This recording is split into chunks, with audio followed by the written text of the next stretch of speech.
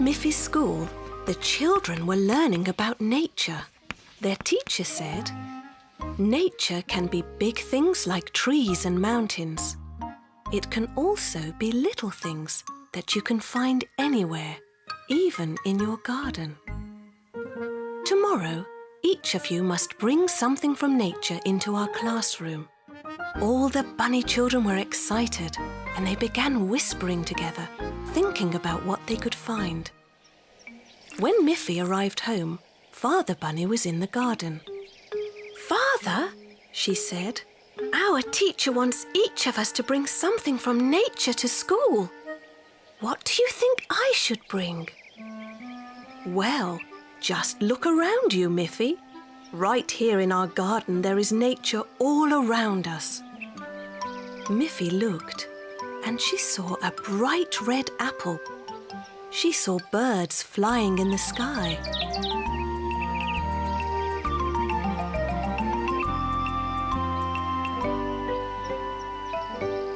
She saw a little worm crawling out of the ground.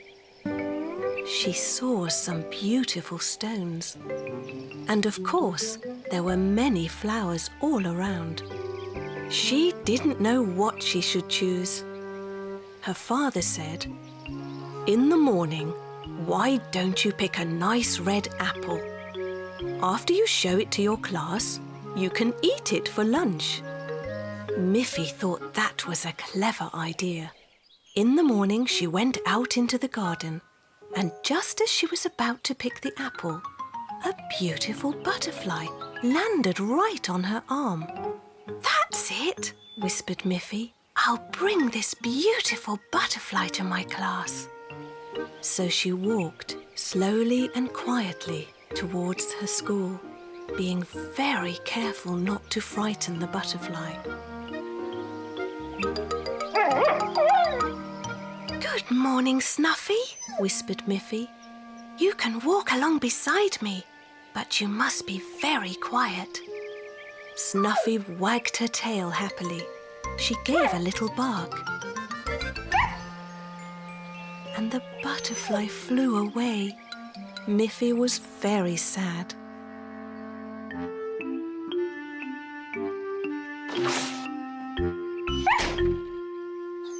Everyone else in the class had brought interesting things. Melanie had found an empty bird's nest. Winnie brought some bright, colourful leaves. Aggie had a beautiful stone. They each had something from nature.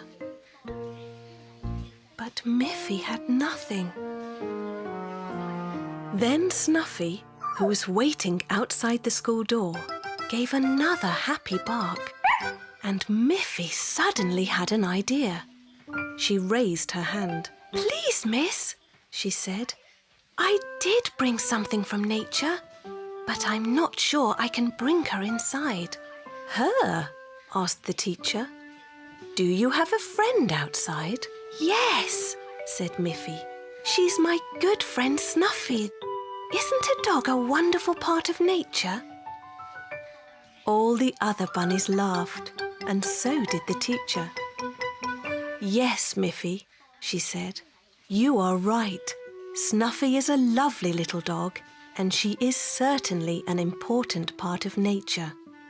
Bring her in."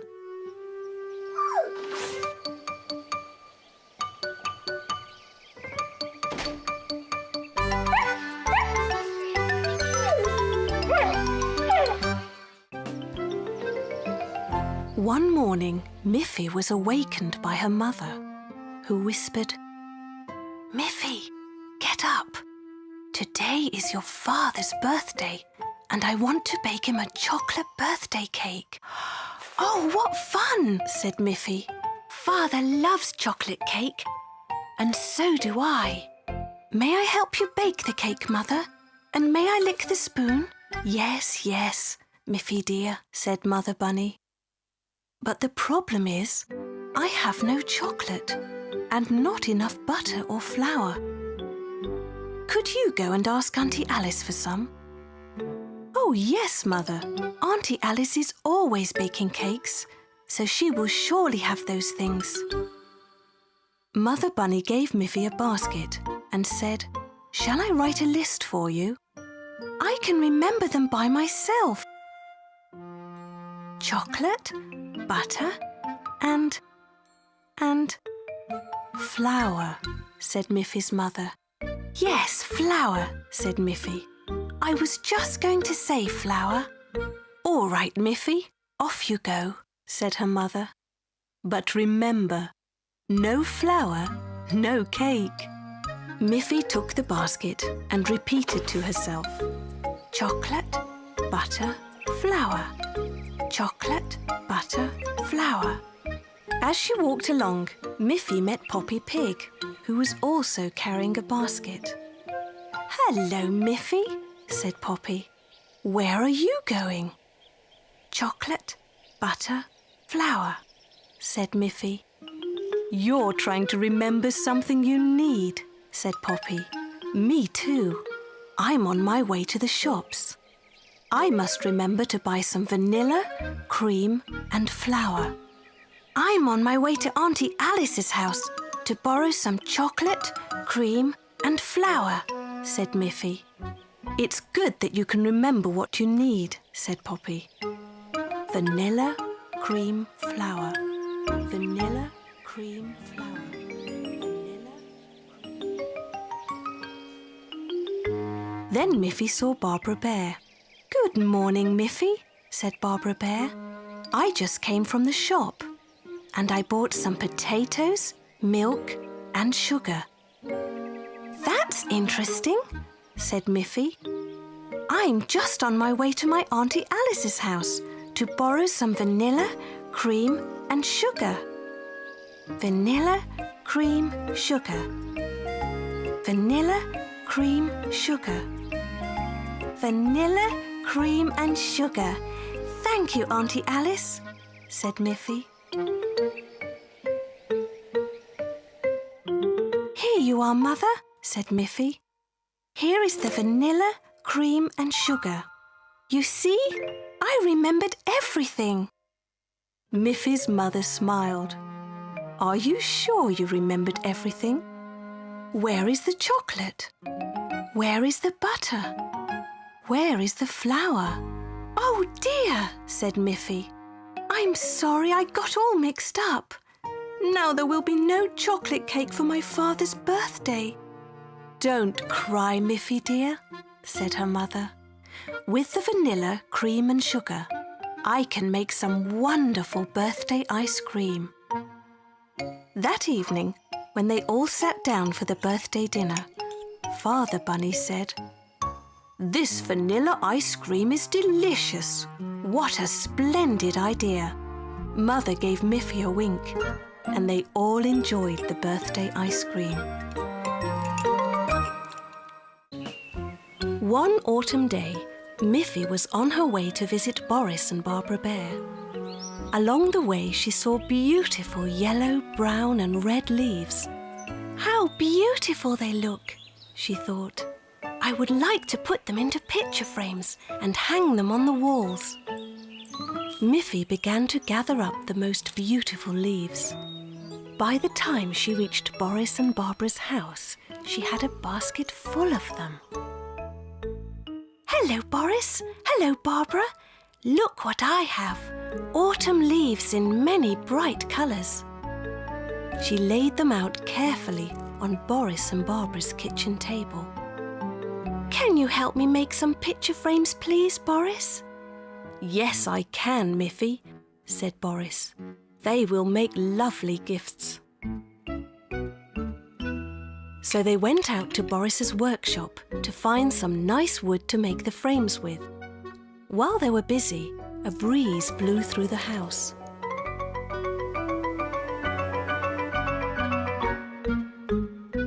"Oh dear," said Miffy. "Where are all of my leaves?" "That's funny," said Barbara. "But look, Miffy, we still have 6 leaves left. 1, 2, 3, 4, 5, 6. "That will be plenty," said Barbara. "Let's go and finish the picture frames." But as they went to finish the picture frames, a bird flew in and took away another leaf.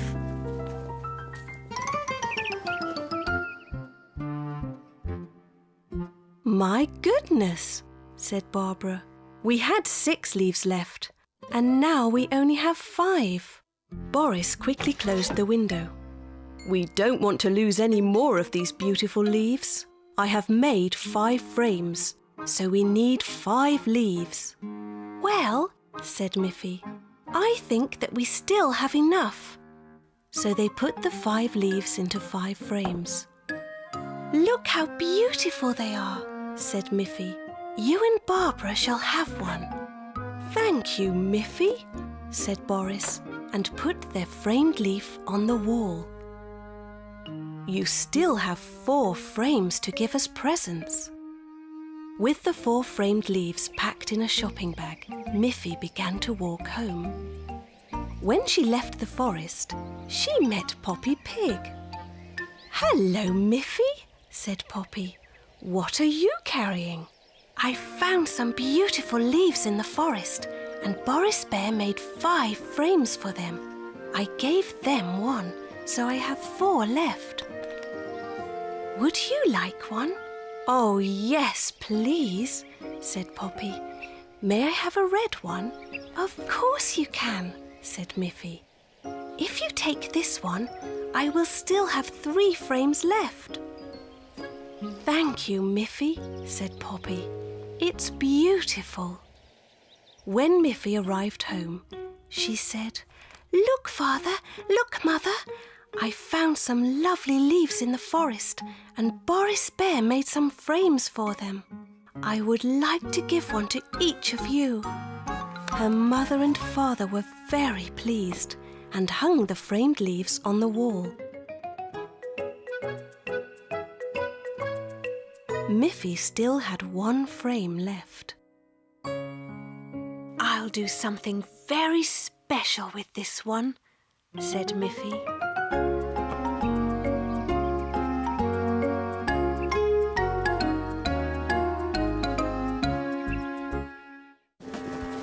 It was a very windy day at the beach. Miffy and her father were pulling Miffy's little wagon, but the wind was blowing so hard that it was very difficult to pull. Miffy was very tired from pulling the wagon. Miffy said, "Father, isn't this a good place for our tent?" "Yes," said Father Bunny. "But because the wind is blowing so hard, it will be difficult to put up the tent."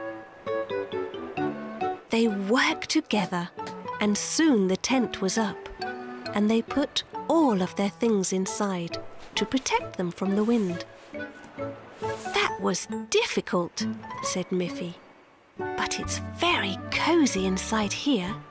"Yes, Miffy," said Father Bunny. "I think we deserve a biscuit now. But we must eat them quickly before everything gets covered with sand." When the biscuits were finished, Miffy and her father went out to play with a ball. But the wind was too strong. "Oh no!"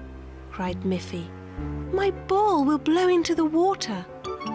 But Father Bunny was able to stop the ball just in time. "Throwing the ball is too difficult in this wind," he said. "But I have an idea. This wind is perfect for flying a kite." So Miffy went inside the tent and brought out her beautiful red kite. "Okay, Miffy," said her father. "I will hold the kite up high, and you will hold on to the string. When the wind blows, I will let go. And if you hold on tight to the string, the kite will fly up in the air." A strong gust of wind blew, and Father released the kite, and it flew high up into the air. The red kite looked beautiful against the blue sky. But the wind was very strong, and the kite danced this way and that in the air. It was hard for little Miffy to hold on to the string. She was afraid that the wind would lift her off the ground and up into the air. "Hold on tight, Miffy," shouted her father. "I'm coming to help you." But he was too late. The kite hit the ground so hard that it was broken and torn. "Oh dear," cried Miffy. "My lovely kite is smashed." Father Bunny said, "Don't cry, Miffy. The wind is too strong at the beach today. I think we should go home." They carefully folded up their tent and put all of their things into the car. Miffy held her broken kite on her lap. She didn't cry anymore, but she was very sad. Miffy's mother made some warm cabbage soup for them. Then Miffy went to bed. She was very tired after her big adventure at the beach. Mother Bunny said to Father Bunny, "Do you think you can repair the kite?" "I will try," said Father Bunny. The next morning when Miffy woke up, she blinked her eyes in astonishment. There, at the end of her bed, was her beautiful red kite, as good as new. "My father is so clever," she thought. One morning, Miffy was fast asleep in her bed. She was having a beautiful dream. Suddenly, her mother rushed into her room and said, "Miffy dear, wake up, it's late. You'll be late for school." Miffy quickly sat up and looked at her clock. It was very late. Miffy rushed to her wardrobe. "What should I wear, Mother?" she said. "Just wear anything," said Mother Bunny. "You must get dressed very quickly so that you won't be late for school."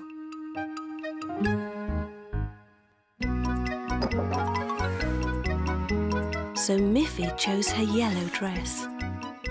"Come and have your breakfast, Miffy," called her mother. "I have carrots and tomatoes all ready for you." But when Miffy came into the kitchen, her mother was surprised. "Miffy," she said, "you have a big spot on your dress."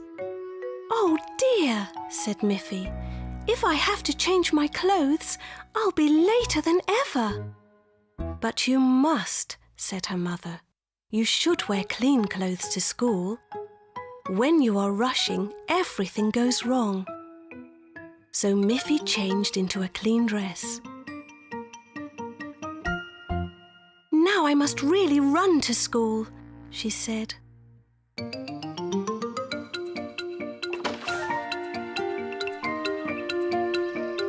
"Hold on, Miffy," called her mother. "You have forgotten your lunch bag." Before Miffy got very far, she remembered that she had promised her teacher a nice red apple from the tree in her garden. She knew she would be later still, but she ran back home to get the apple.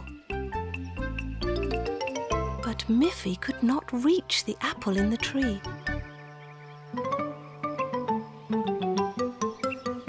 "Mother," she called, "could you please come and pick an apple from the tree for me?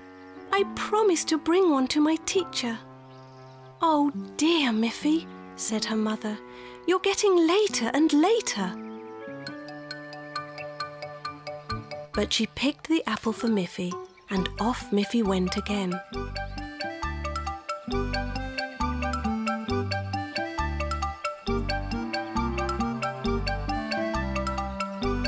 Miffy ran and ran all the way to school. "Oh, I'm so late," she cried. But the door did not open. It was locked.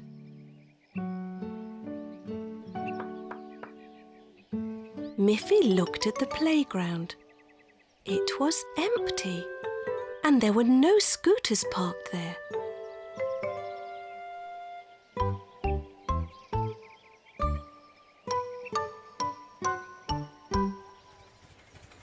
Then there was her mother in the car. "Miffy," she called. "In our rush, we completely forgot that today is a school holiday. You're not late. There is no school today." Miffy laughed and laughed. "You see, Miffy," Mother said, "when you are rushing, everything goes wrong." "But not everything," said Miffy. "Now I have a delicious apple to eat. And tomorrow I'll pick a fresh one for the teacher." Miffy rode home with her mother and enjoyed the rest of her school holiday.